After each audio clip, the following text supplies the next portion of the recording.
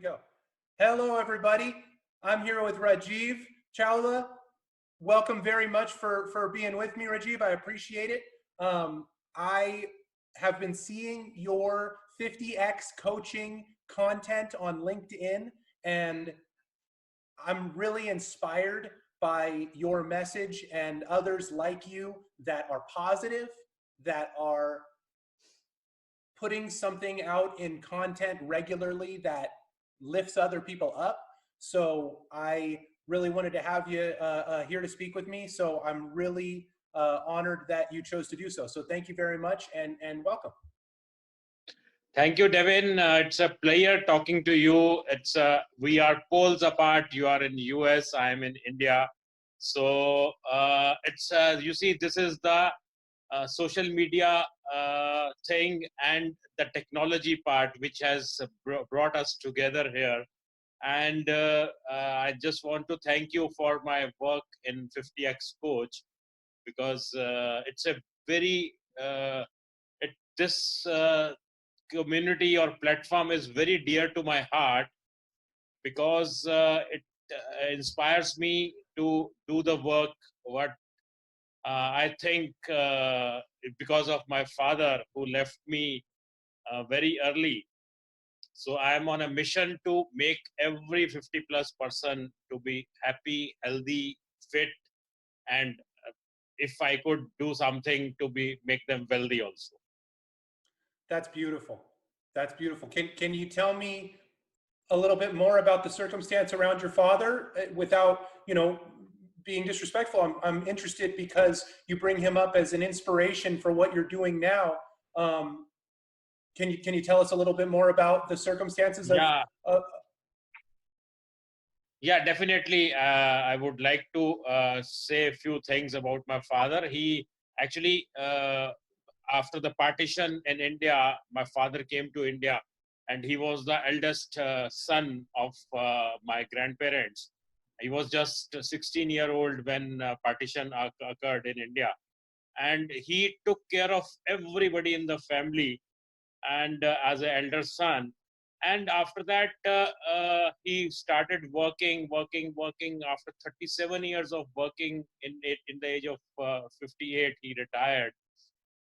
But after that, what happened? He just felt that all his responsibilities are over in age of 63. He stopped working, and without any work and anything to do, I think that was the main reason he just left us alone. So now as I'm in his age of 58, so I feel that every person of 50 plus or 58 plus should not retire. And even if he retires, he should retire from the job, not from the life. So he should keep on working, keep himself or herself fit and healthy. And because of the experience you have got of 30, 40 years, so you should give back that experience to the world and make with your experience the world more richer place to live. That's so beautiful. That's a beautiful sentiment. I want to connect what I'm hearing from you with something that's really deep inside of me that I feel the desire to share, and that is I'm not going to go on too long, but in so many words, I was in sales in the Bay Area, recruiting for software engineers, and I was in a high volume, high intensity environment that was focused solely on the end product of money. And long story short, I'm now in a totally different world. And that world has manifested my wife, a little puppy. We live in a beautiful place in Central Oregon where we're able to go skiing. And basically, in short, I made a pivot to move towards health and fitness and mental well-being, and move away from pursuing material. And it's been a really long and difficult journey for myself, but it's something that recently I've been kind of doubling down on creating content around this. And the thing that is magical to me is I'm finding others like yourself who all around the world are coming together around a similar message. And if I can synthesize it down, if I can distill it down, health is wealth.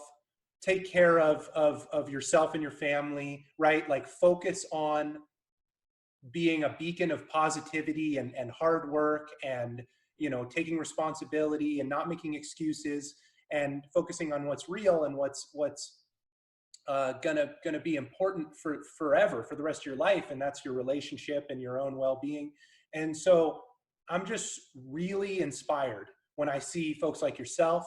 When I don't know, I just kind of want to put that out there in so many words. And in the very same vein where you mentioned your father and honor your father for what he's taught you and what he gave you. I wear a ring that belonged to my grandfather, and he passed recently, and he, in the same way, if I may say so, was an inspiration, a mentor to me, because he worked hard his whole life. He took care of his family. And I feel like he lived in a way that a lot of us, and I don't want to say a lot of people and put it on other people, right? But a lot of us are kind of conned into living the idea of just being in the rat race or trying to get that next promotion or making more money than the next person or getting that next, car or house or something. And I think that at the risk of sounding like revolutionary or new agey, I think that I'm seeing more and more people. It may very well be just because I'm opening my eyes, right, and putting myself out there. But I'm seeing more and more people that are saying, well, maybe that's not for me. I want to be the best me I can be. I want to do the things that I'm passionate about, and I want to lift other people up. And I don't really care that much about things. I just want to kind of put that to you and see, what your thoughts are on that subject. Yeah, that's right, Devin. Actually, the thing is now with the social media and the whole of the world opening up, so people are now into self-development and personal development industry are improving the lives and passion in our generation. I would say the younger generation is going into it. I can take myself kind of an exception at the age of 58. This year I'll be 59 now. So the thing is, my principle in life is I want to die with my shoes on, because I think that as and when you just stop working, whole of your system, your mind, your body, and your internal system stops working also. So you need to work out regularly. You need to keep yourself fit, as well as you should have some work to do. Idle mind is a devil's brain, devil's workshop, I would say. And it's a very famous saying. So that way, you should keep on working. At As a grandparent, I'm still not a grandparent, but as a grandparent and 60 plus people, my advice is that you keep yourself busy in any activity you love, any activity you want to do. Please pursue that activity and keep yourself busy.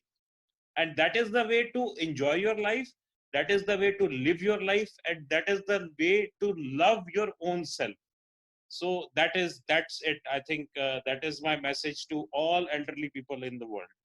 I love that. I love that. I was having a conversation with my friend Matt Chummers last night, and what we came up with in the very same vein is I think it's a more responsible way to look at ourselves and others as verbs as opposed to Yes. nouns, right? Like we are what we do. We are not things. And I think that often we myself included, right? I'm not trying to judge anybody. I'm speaking to something that I recognize in my own behavior pattern. We often can think of ourselves in terms of what am I going to do, but the other people are just things. They're just objects to be negotiated or moved around. And I think as I'm pivoting towards wanting to interact more and saying, to hell with judgment, to hell with haters, to hell with people that, are going to try to stand in my way. I'm not going to try to, denigrate anybody. I'm just going to do what I want to do, and I'm going to try to do more. And in so doing, I want to interact with more people that are doing their own things. And I'm seeing that work. I'm seeing that pick up speed, which is really kind of overwhelming in a certain sense. It's like a call to action. So I hear what you're saying in that have something to do and be doing something all the time. As you say, idle time is the devil's playground. I've heard the same saying. And I know from me as a younger person, boredom was what drove me to, drugs and alcohol, was what drove me to have dysfunctional relationships with people in my life when I was bored, when I was in my college days and not really into what I was doing. I didn't see the point. And as I'm 33, and as I've gotten to be kind of a young man on my own with my own family, I realize nobody cares what I do, in the best possible sense. Like I can do whatever I want. So I might as well do what I'm really interested in, right? And do it as much as I can, do it 100%. And so that's kind of my current motivation. And so that brings me to you. So I guess I want to kind of flip the question to you. What is your philosophy around your coaching? How have you come to that worldview, or like I kind of just want to dig into what it is that you're doing specifically, and what your kind of motivation, inspiration, particular focus, personal practice is moving forward. Because I mean, I have my own, rituals and so forth, but I'm curious about yours. You see, I tell you one thing, that I have started loving myself more once I've started this 50x coach. So, and I understand that if you love yourself, then you don't need any validation from other people. So that way, once anybody starts loving himself or herself, that is good enough for you to be the best person in the world.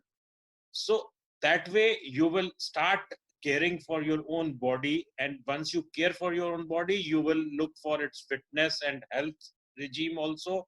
And I'm doing, I'm doing morning regime. I call it morning regime or morning magic. It's a 1.5 hour kind of thing in which I do exercise, meditation, visualization. I pay gratitude to everybody in my life, in the universe, the God, things like that. And then I start my day with some social media posts and all those things. And I'm still working as a business head in a multinational company, and I'll keep on working till they say, okay, this is your time to leave.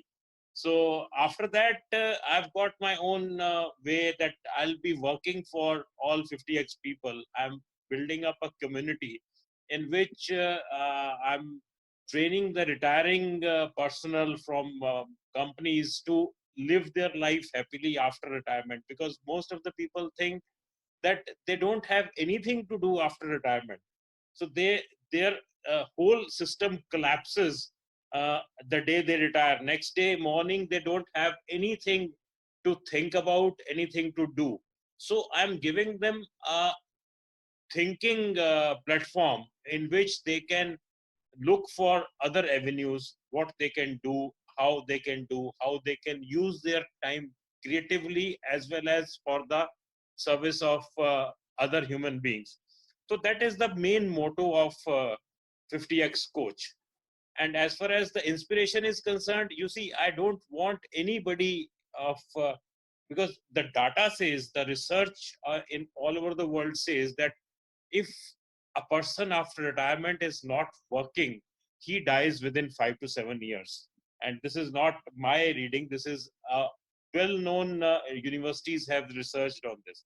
So I want to change this thing by making people understand that if they want to live longer, they have to have something to do. So that is the thought behind this 50x coach. I love that. I love that. I want to piggyback on the message, because I think it's really valid for other age groups as well. I mean, you Yes. touch on a really key point for the retirees, but I think that from my experience, I've seen the exact same issues with the 20 somethings, because people Okay. in America specifically are young people are, and this is statistically verifiable, just as you say, the retirees having negative health outcomes, in idle times is something statistically and scientifically verifiable in the United Mm. States specifically. I can't speak for India, but in the United States, 20 somethings are having unbelievably terrible problems with opiate addiction, as everybody I'm sure has heard about the opiate crisis. Mm. I don't know, if it's a problem in India, but it is very much a problem in the United States. Mental health is a very big deal. Suicide is a huge statistic and shouldn't happen to anybody, right? And yet it Yeah. happens, in the land of opportunity nonetheless. And so why are all these things the case? Well, I think that it's exactly to your point. I think that 20 somethings are in this, in the United States, are in this interesting narrative right now that is in this day and age, where, after the family breaks up, which is the usual case in the archetypal, in the average American household, the parents split up. And then the kids in their teenage years, if they're lucky, or younger if they're not, my parents split up when I was 8, are kind of thrown out into the world and told, get a good education, get a good job, and you'll figure it out. But the de facto response to that, I mean, statistically, the response to that is what I've heard spoken about in literature as a crisis of purpose. Right? We're not in a world war. We don't have lands to explore and conquer. We're not fighting a common enemy, although this COVID kind of fits that bill. My point is, we don't have a unifying national or really an international narrative right now. We, specifically in the United States, have this idea of you're the most important, that the individual is the most important, which I think has virtue and negatives depending on how you look at it. There's a lot to be said for the individual being the seat of sovereignty and autonomy, but we have this idea that one's own glory is the most important thing. Well, 20 somethings respond to that by rejecting the whole darn kit and caboodle. They say, screw it, I'm gonna get high and try to find some meaning, or I'm gonna go do this or that or the other thing. And luckily, some people get through that period of time. I got through that, and came out the other side and realized that my health and my well-being and my ability to express myself is paramount. I'm not going to give that up for anything, and Mm. and luckily now at 33, I'm starting to see that manifest positive results. But I think exactly what you're giving to the retirees is something that I'm really passionate about giving to the late teens, the early 20s, the 20 somethings who are still not yet adults. They're not in their own home. They're not, renting their own place. They're not yet, working a career that they're passionate about. They're lost. They're lost. In the same way that maybe a retiree feels like, well, what now?